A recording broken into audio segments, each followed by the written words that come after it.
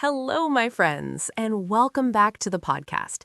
If you're new here, welcome. This is a place where you learn English naturally through everyday conversations, real stories, and simple explanations. No stress, no pressure, just listening, learning, and enjoying the process. Today's topic is a very human one, something almost everyone experiences at some point in life. We're talking about how to reconnect with a friend. Let me ask you a question. Have you ever wanted to message someone but didn't know what to say?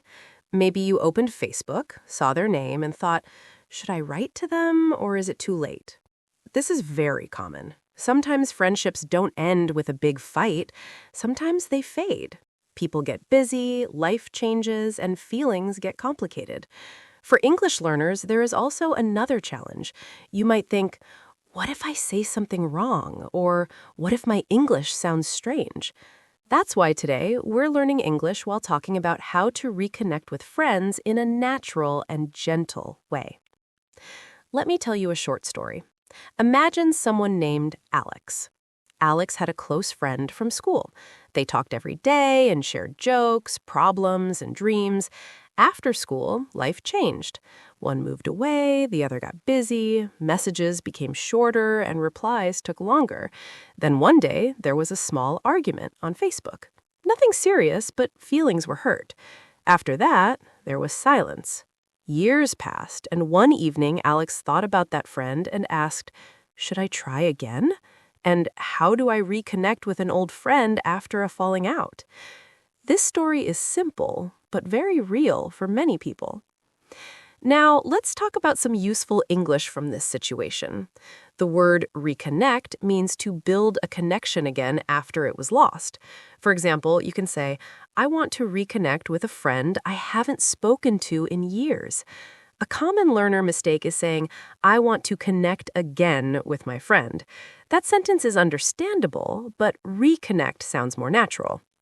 Another important phrase is falling out. This means having an argument or disagreement that damages a relationship. We say a falling out, not falling down. An old friend is someone you knew well in the past, not someone who is old in age. These are small details, but they make your English sound more natural. Sometimes people also talk about personality styles, like an avoidant friend or a fearful person. An avoidant friend may avoid emotional conversations, while a fearful person may want connection but also fear rejection. These words are common in modern conversations about relationships, especially in podcasts and online discussions, so it's helpful to understand them in English. Many people ask how to reconnect with friends on Facebook without sounding awkward. The answer is usually simple. A short and friendly message works best, such as, Hi, I saw your post and thought of you. How have you been? Notice how the language is polite and relaxed, not too emotional and not too formal. If there was a falling out, honesty can help. You might say, I know it's been a long time, but I've been thinking about our friendship. This shows care without pressure. Sometimes this topic is not only about friends. People also want to know how to reconnect with your partner or how to reconnect with your husband. The language is similar, but often more emotional. For example, you could say, I feel like we've been distant and I want to feel close again. Simple words can express deep feelings. And before reconnecting with others, it can also be important to reconnect with yourself. This means understanding your emotions, your needs, and what you really want. This phrase is very common in English self-growth conversations. Let's look at some common English mistakes. One mistake is being too formal. Saying something like, Dear friend, I hope this message finds you well, sounds more like a business email. A more natural option is, Hey, I hope you're doing well. Another mistake is saying too much. Long explanations can feel heavy in English.